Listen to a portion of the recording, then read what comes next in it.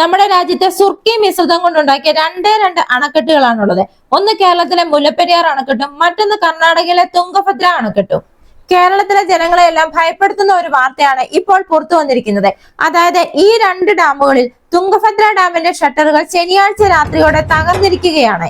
കർണാടക കൊപ്പൻ ജില്ലയിലെ ഈ തുംഗഭദ്ര അണക്കെട്ട് എന്ന് പറയുന്നത് മുല്ലപ്പെരിയാർ കഴിഞ്ഞാൽ സുർക്കി മിശ്രിതം കൊണ്ട് നിർമ്മിച്ച ഇന്ത്യയിലെ രണ്ടാമത്തെ വലിയ ഡാമാണ്. കർണാടക, ആന്ധ്ര, തെലങ്കാന എന്നിവിടങ്ങളിൽ നിന്നുള്ള കർഷകർ ആശ്രയിക്കുന്നത് ഈ ഡാമിനെയാണ്. ഈ ഡാം നിർമ്മിച്ചിരിക്കുന്നത് 1949-ലാണ്. അതായത് ഏകദേശം 75 വർഷം കഴിഞ്ഞു ഈ ഡാം നിർമ്മാണം കഴിഞ്ഞിട്ട്. എന്നാൽ ഇപ്പോൾ സുർക്കി മിശ്രിതം കൊണ്ട് ഉണ്ടാക്കിയിരിക്കുന്ന ഈ ഡാം തകർച്ചയുടെ വക്കിലാണ് എന്ന് വേണമെങ്കിൽ പറയാം. അതായത് ഈ കഴിഞ്ഞ ശനിയാഴ്ച രാത്രിയോടെ ഈ ഡാമിന്റെ ഒരു ഷട്ടർ തകർന്നു. ഈ ഡാമിന്റെ 19ാമത്തെ ഷട്ടറാണ് തകർന്നു പോയത്. അതോടുകൂടി ഈ ഷട്ടറിലൂടെ 35,000 ക്യൂസെക്സ് വെള്ളമാണ് പുറത്തേക്ക് ഒഴുകിയത്. ഇതേ തുടർന്ന് ഈ അണക്കെട്ട് തകരുമെന്ന ആശങ്കയിലാണ് ഇവിടുത്തെ സർക്കാരും ജനങ്ങളും. അതുകൊണ്ട് തന്നെ ഇപ്പോൾ ഈ അണക്കെട്ടിന്റെ 33 ഷട്ടറുകളും തുറന്നിട്ട് വെള്ളം പുറത്തേക്ക് ഒഴുകിവിടുകയാണ്. നദീതീരങ്ങളിൽ ജലനിരപ്പ് ഉയരുകയാണ്. ഇതിന്റെ പശ്ചാത്തലത്തിൽ കൊപ്പൽ, വിജയനഗര, ബെല്ലാരി, റായ്പൂർ ജില്ലകൾ അതീവ ജാഗ്രതാ നിർദ്ദേശമാണ് പുറപ്പെടുവിച്ചിരിക്കുന്നത്. 1,00,000 ക്യൂസെക്സ് വെള്ളമാണ് നിലവിൽ ഡാമിൽ നിന്ന് ഒഴുകുന്നത്. വെള്ളത്തിന്റെ അളവ് സുരക്ഷിത പരിധിയിൽ എത്തിച്ചാൽ മാത്രമേ ഇവിടെ അറ്റകുറ്റപ്പണികൾ സാധ്യമാകുകയുള്ളൂ. പ്രധാന ഗേറ്റിന്റെ ചങ്ങലയ്ക്ക് കേടുപാടുകൾ സംഭവിച്ചതിനാൽ അറ്റകുറ്റപ്പണികൾ വെല്ലുവിളി ഉയർത്തുകയാണ്.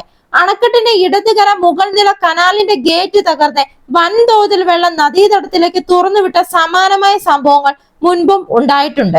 1895-ൽ നിർമ്മിച്ചതാണ് നമ്മുടെ മുല്ലപ്പെരിയാർ അണക്കെട്ട്. എന്നാൽ തുംഗഭദ്ര അണക്കെട്ട് നിർമ്മിച്ചിരിക്കുന്നത് 1949-ലാണ്. അതായത് നമ്മുടെ മുല്ലപ്പെരിയാർ ഡാം നിർമ്മിച്ച 54 വർഷങ്ങൾക്ക് ശേഷമാണ് ഈ തുംഗഭദ്ര അണക്കെട്ട് നിർമ്മിച്ചിരിക്കുന്നത്. അതുപോലെ തുംഗഭദ്ര അണക്കെട്ടിന്റെ ഹൈറ്റ് എന്ന് പറയുന്നത് 162 അടിയാണ്. അതുപോലെ തന്നെ നമ്മുടെ മുല്ലപ്പെരിയാർ അണക്കെട്ടിന്റെ ഹൈറ്റ് എന്ന് പറയുന്നത് 176 അടിയാണ്.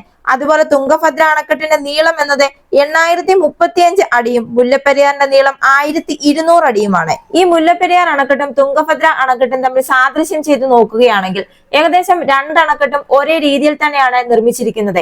നീളത്തിന്റെ കാര്യത്തിൽ മാത്രമേ കുറച്ച് വ്യത്യാസം വരുന്നുള്ളൂ. അതായത് തുംഗഭദ്ര അണക്കെട്ടിന്റെ നീളം എന്ന് പറയുന്നത് 835 അടിയും മുല്ലപ്പെരിയാർ അണക്കെട്ടിന്റെ നീളം എന്ന് പറയുന്നത് 1200 അടിയുമാണ്. കർണാടക സർക്കാർ നല്ല രീതിയിൽ തന്നെയാണ് വർഷം തോറും ഈ അണക്കെട്ടിലെ മെയിന്റനൻസും കാര്യങ്ങളും നടത്തിക്കൊണ്ടു പോകുന്നത്. എന്നാൽ മുല്ലപ്പെരിയാർ ഡാമിന് ധാരാളം വിള്ളലുകളും ചോർച്ചകളും ഉണ്ട് എന്നാണ് പറയുന്നത്. അതായത് 50 വർഷം മാത്രം ആയുസ് പറഞ്ഞിരുന്ന മുല്ലപ്പെരിയാർ ഡാം ഇപ്പോൾ 128 വർഷം പിന്നിട്ടിരിക്കുകയാണ്. എന്നാൽ 1979-ൽ ഈ ഡാമിൽ ഒരു ബലപ്പെടുത്തൽ പ്രക്രിയ നടത്തിയിട്ടുണ്ട് എന്നാണ് പറയുന്നത്. അതായത് 1979-ൽ ഈ ഡാമിന്റെ അവസ്ഥ ഇതിലും കഷ്ടമായിരുന്നു. എന്നാൽ അന്ന് ഈ ബലപ്പെടുത്തൽ പ്രക്രിയ നടത്തിയപ്പോൾ 105 അടി താഴെ, അതായത് വെള്ളം ഇപ്പോൾ വറ്റിക്കാൻ പറ്റാത്ത സ്ഥലത്ത് 105 അടി താഴെയിൽ ഒരു ബലപ്പെടുത്തൽ പ്രക്രിയയും നടത്തിയിട്ടില്ല എന്നും പറയുന്നുണ്ട്. അതായത് അപ്പോൾ ഈ 105 അടി താഴെയിലും ഈ സുർക്കി മിശ്രിതമാണെങ്കിൽ അവിടെയും ലീക്ക് കാണാനുള്ള സാധ്യതയില്ലേ? 2009-ൽ IIT റൂർക്ക് ഈ മുല്ലപ്പെരിയാറിന് ചുറ്റും 300 കിലോമീറ്റർ ചുറ്റളവിൽ 22 പിഴവുകളാണ് കണ്ടെത്തിയത്. അതായത് ഈ 22 പിഴവുകളിൽ മെയിൻ ആയിട്ടും IIT റൂർക്ക് പറയുന്നത് 2009-ലെ IIT റൂക്കിന്റെ റിപ്പോർട്ട് അനുസരിച്ച് മുല്ലപ്പെരിയാർ അണക്കെട്ടിന് സമീപം റിക്ടർ സ്കെയിലിൽ 6.5 തീവ്രത രേഖപ്പെടുത്തിയ ഭൂചലനം ഉണ്ടായാൽ അണക്കെട്ട് തകരാനുള്ള സാധ്യതയുണ്ട് എന്നാണ് റൂർക്ക് റിപ്പോർട്ട് സമർപ്പിച്ചത്. അതുപോലെ തന്നെ United Nations university institute four water, environment and ഹെൽത്തിന്റെ റിപ്പോർട്ട് അനുസരിച്ച് ഈ അണക്കെട്ടിന്റെ ആയുസ് എന്ന് പറയുന്നത് 50 വർഷമാണ് എന്നും 1979-ൽ ഒരു ചെറിയ ഭൂകമ്പത്തിൽ ഈ അണക്കെട്ടിൽ വിള്ളലുകൾ ഉണ്ടായിട്ടുണ്ട് എന്നും 2011-ൽ ഇതുപോലെ തന്നെ ഒരു ഭൂകമ്പ പ്രവർത്തനത്തിൽ ഈ അണക്കെട്ടിൽ കൂടുതൽ വിള്ളലുകൾ പ്രത്യക്ഷപ്പെട്ടു എന്നും ഒരു ദുരന്തമുണ്ടായാൽ 3.5 ദശലക്ഷം ആളുകൾ അപകടത്തിലാവും എന്നുമാണ് പറയുന്നത്.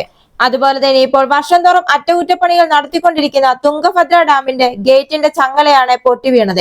ഈ ഡാം തകരുമെന്ന ഭീഷണി ഒഴിവാക്കാനായിട്ടാണ് ഡാമിന്റെ 33 ഗേറ്റുകളും തുറന്ന് വെള്ളം പുറത്തേക്ക് വിട്ടുകൊണ്ടിരിക്കുന്നത്. ഏകദേശം 60,000 ദശലക്ഷം ഘനയടി TMC അടിവെള്ളം റിസർവോയിൽ നിന്ന് തുറന്നുവിട്ടെങ്കിൽ മാത്രമേ ഈ 19ാം ഗേറ്റിന് സംഭവിച്ച കേടുപാടുകൾ ഇപ്പോൾ പരിഹരിക്കാൻ സാധിക്കുകയുള്ളൂ.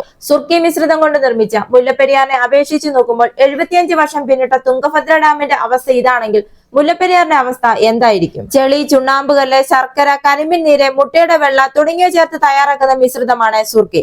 ഇത്തരത്തിൽ നിർമ്മിക്കുന്ന ഡാമുകൾക്ക് ഉറപ്പ് കൂടുതലും ചിലവ് കുറവായിരിക്കും എന്നാണ് പറയുന്നത്. സുർക്കി കൊണ്ട് നിർമ്മിച്ച ഡാമുകൾക്ക് ഉറപ്പ് കൂടുതലാണെന്ന് പറയുമ്പോഴും 2016-ൽ മഹാരാഷ്ട്രയിലെ മഹാഡിൽ സുർക്കി മിശ്രിതം കൊണ്ട് നിർമ്മിച്ച പാലം ഒലിച്ചുപോയിരുന്നു.